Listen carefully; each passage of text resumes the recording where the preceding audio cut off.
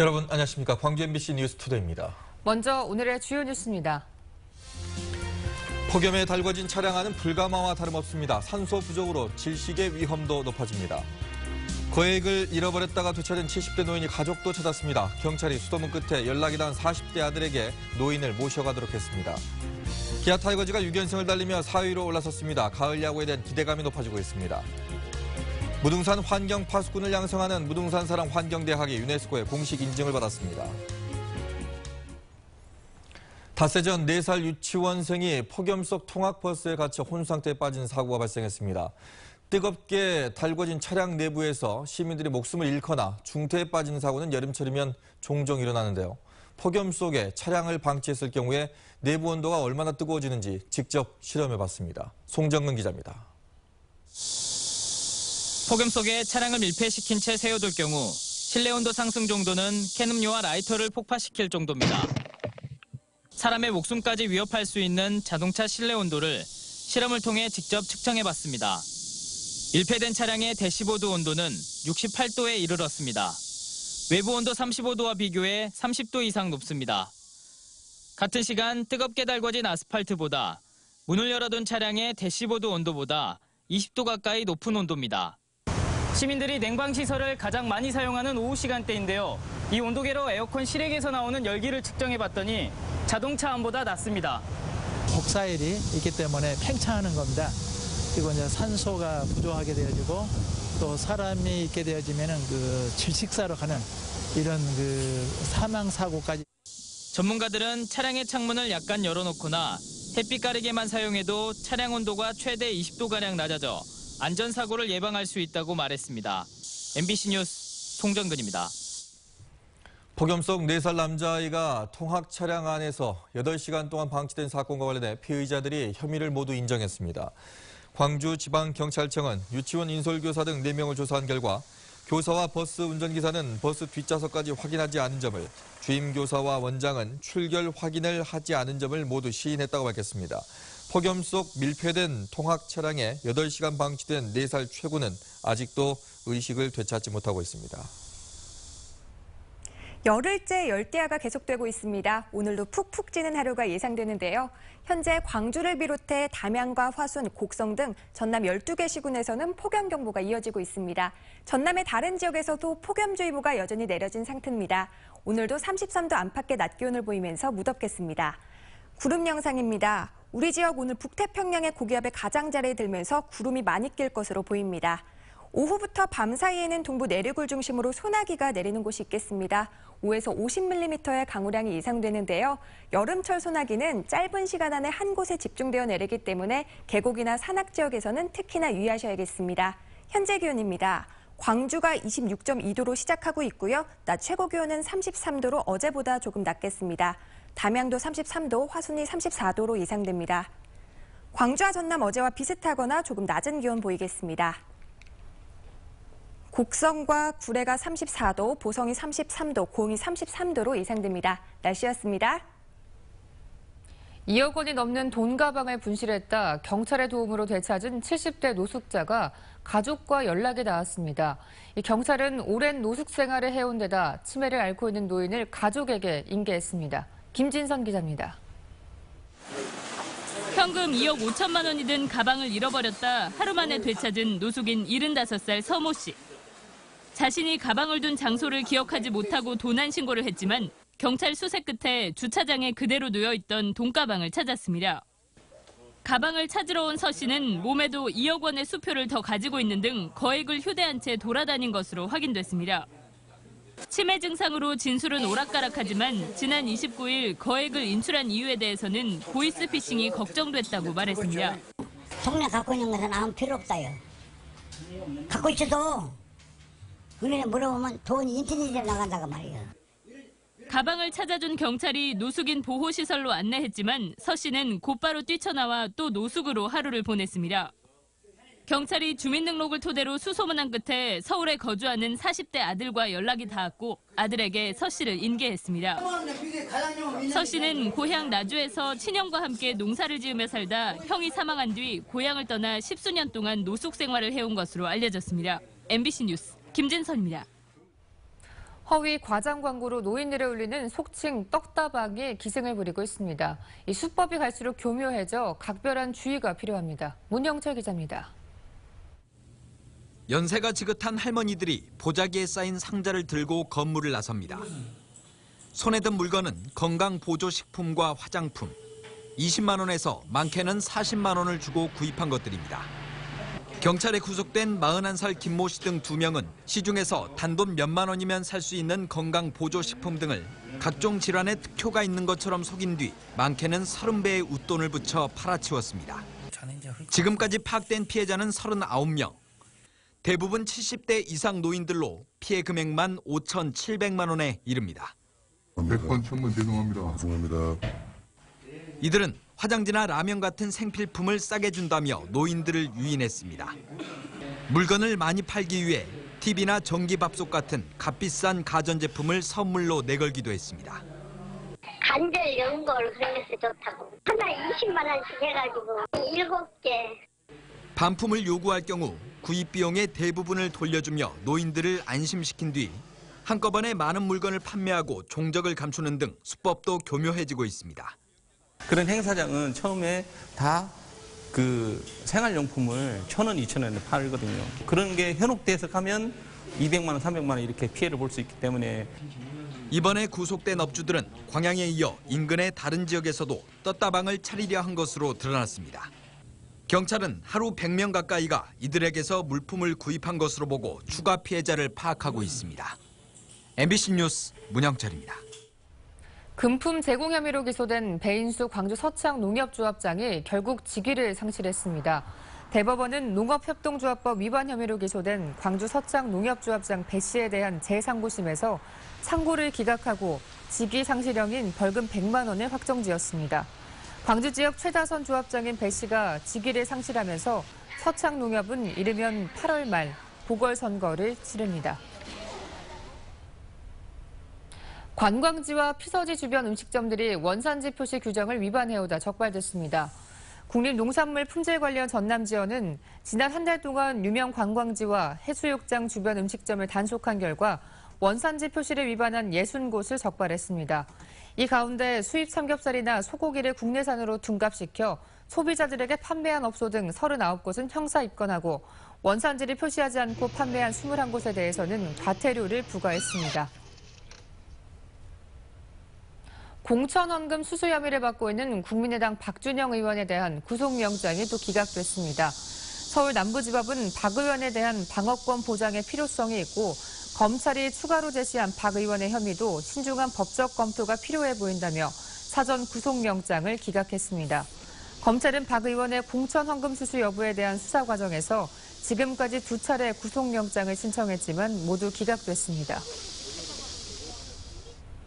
어제 오후 6시 30분쯤 구례군 문청면의 한 하천수로에 51살 이모 씨가 물에 빠져 119에 의해 1시간 20여 분 만에 구조됐지만 끝내 숨졌습니다. 경찰은 이 씨가 가족들과 함께 물놀이를 하던 중 수로에 휩쓸리면서 물에 빠진 것으로 보고 정확한 경위를 조사하고 있습니다.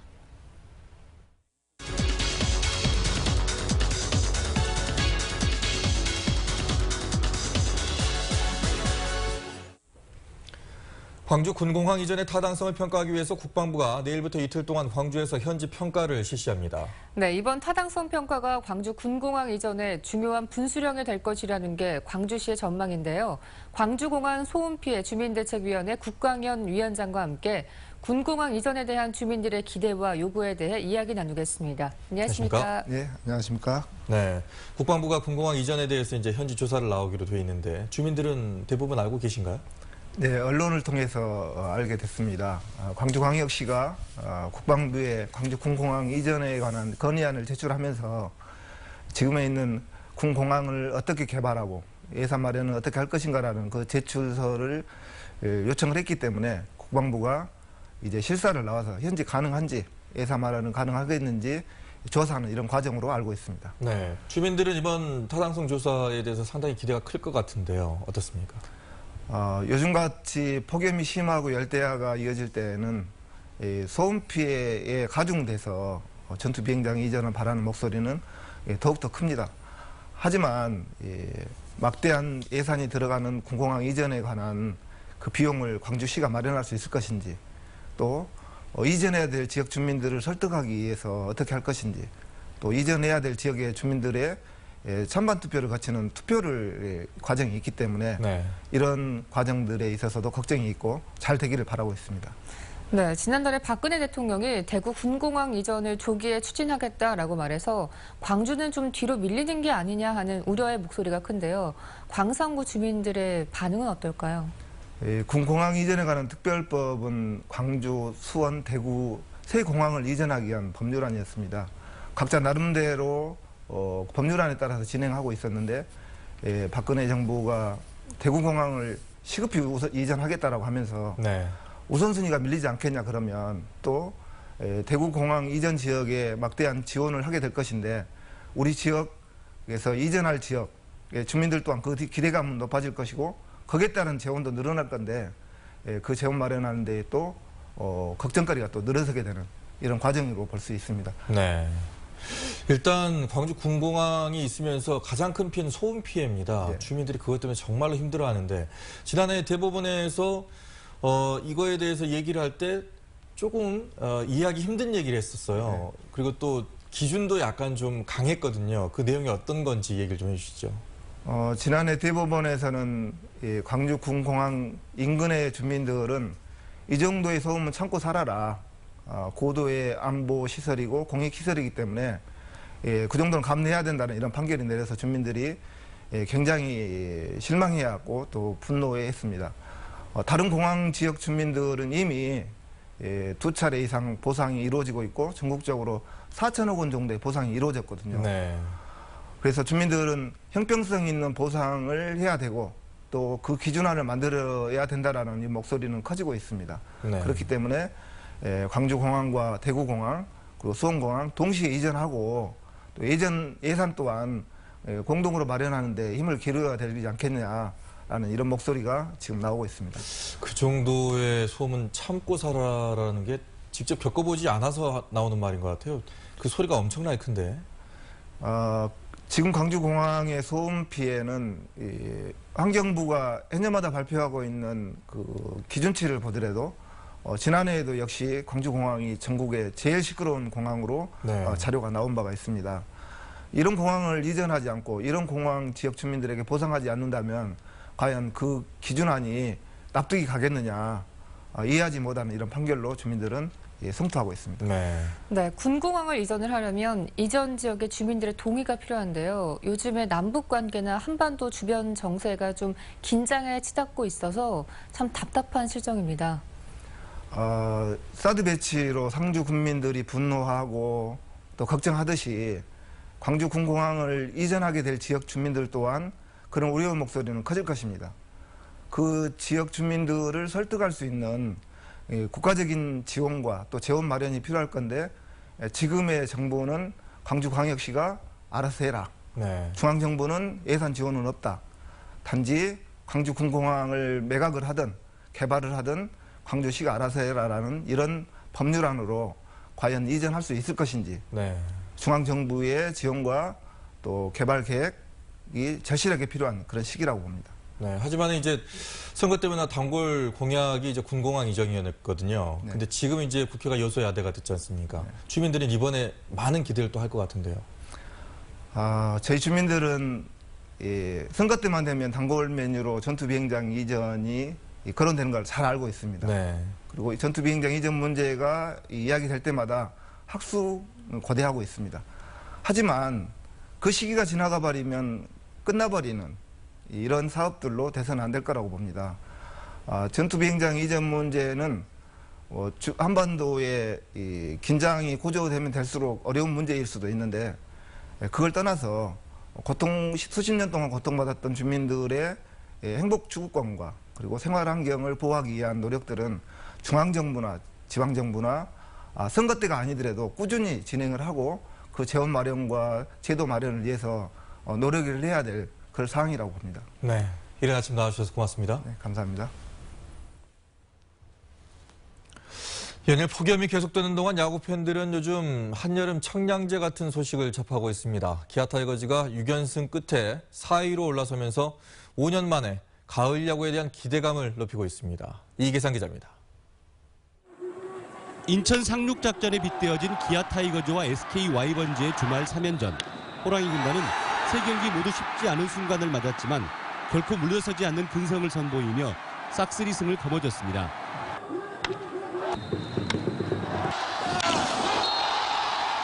KT, SK와 맞붙은 6경기를 내리 이기며 반경기차 앞선 4위 자리를 탈환했습니다. 1등 공신은 연속 2게임 완투승을 합작한 양현종과 헥터 노예시였습니다.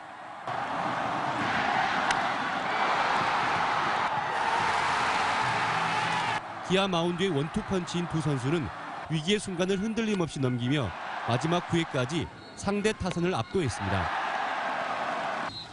하반기에 호랑이 군단이 무서운 상승세를 이어가고 있는 데는 김호룡과 노수광 등 신예들의 활약상이 단연 돋보입니다. 부상으로 빠진 김주찬의 공백 상황에서 신진 선수들이 맹활약하고 베테랑들은 안정감 있게 경기를 이끌었습니다. 재활 투구를 시작한 윤성민과 예상보다 빠른 복귀가 기대되는 김주찬. 여기에 다음 달 제대하는 안치홍과 김선빈의 합류까지 앞두고 있어서 호랑이 군단의 가을 야구가 점차 실현 가능한 꿈으로 다가오고 있습니다. MBC 뉴스 이계상입니다. 국립아시아문화전당이 올 하반기 들어서 창작과 제작 기능을 본격 가동했습니다. 문화전당의 첨단 시설을 활용한 다양한 공연과 전시 작품들이 제작될 예정입니다. 박수인 기자입니다.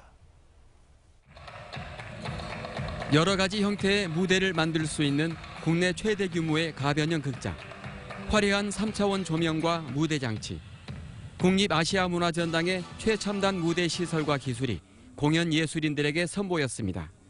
문화전당은 예술극장의 최적화된 공연 작품을 공모를 통해 선정한 뒤 오는 2018년까지 글로벌 콘텐츠로 제작할 예정입니다.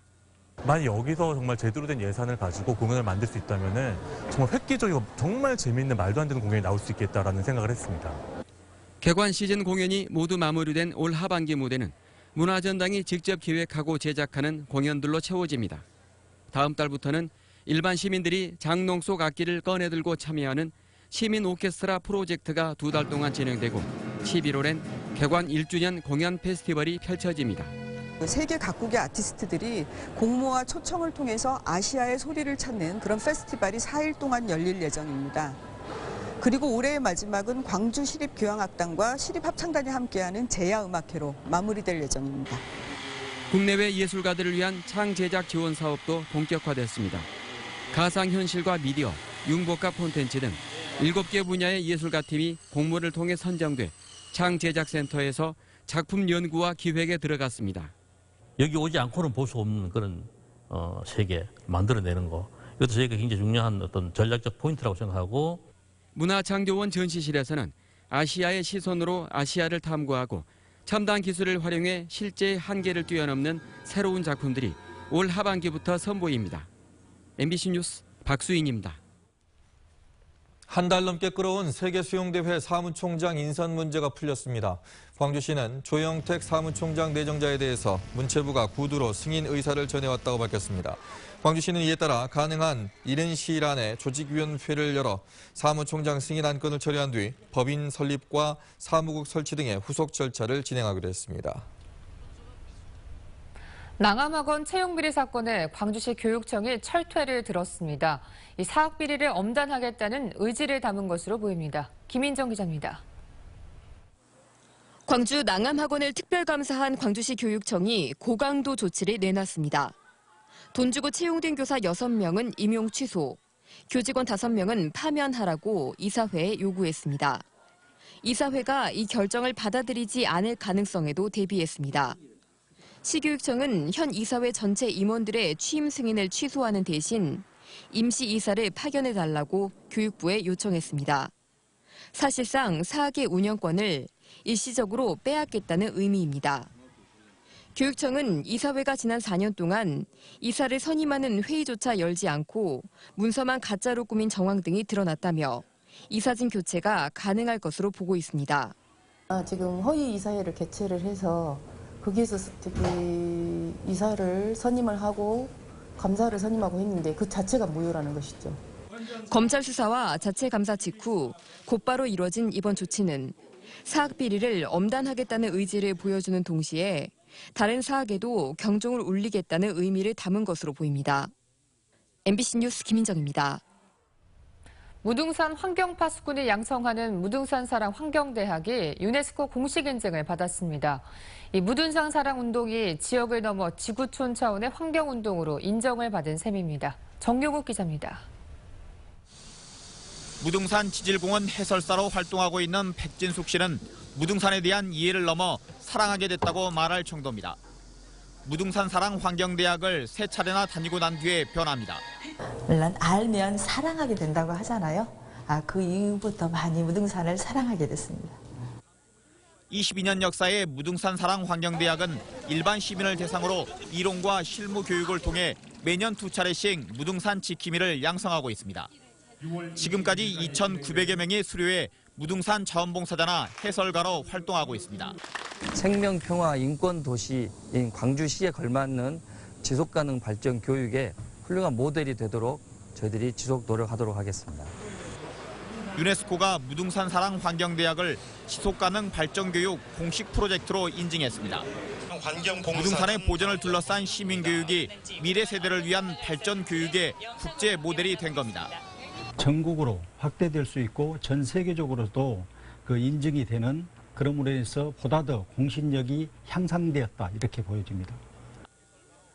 무등산 사랑 환경대학은 앞으로 유네스코로부터 지속적인 지원을 받는 한편 각종 홍보에 공식 인증 로고를 사용할 수 있게 됐습니다. 이와 더불어 광주 지역 초등교사들로 구성된 지속가능 발전교육 교원연구회와 광주 전남 소비자 시민 모임의 지속가능한 녹색 소비 교육도 유네스코 공식 프로젝트로 함께 인증됐습니다. MBC 뉴스 정용욱입니다.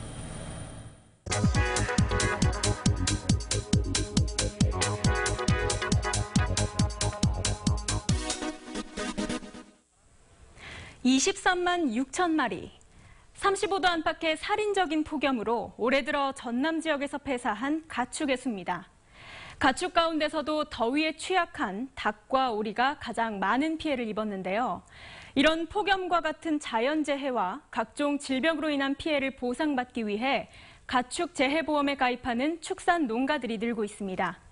닭을 키우는 농가는 대부분이, 오리를 키우는 농가는 67%가 보험에 가입했는데요. 축사 면적과 가축수, 보험료 등에 따라서 피해액의 90% 정도를 보험금으로 받을 수 있습니다. 다만 폐사한 가축을 묻는 데 들어가는 비용은 본인이 부담해야 합니다.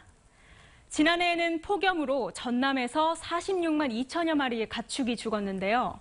올해 여름은 예년보다 기온이 높고 폭염 일수도 늘 것으로 전망되고 있어서요. 가축 폐사도 역대 최대치를 기록하지 않을까 우려의 목소리가 나오고 있습니다. 카드뉴스였습니다.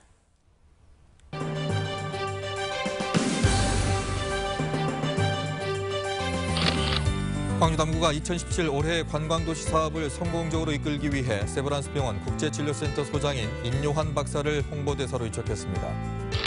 광주은행이 어린이들과 학부모들을 대상으로 무적의 삼총사 뮤지컬 공연을 열었습니다. 화순군 에어로빅스 체조팀이 남구청장기 에어로빅 체조대회에서 최우수상을 받았습니다.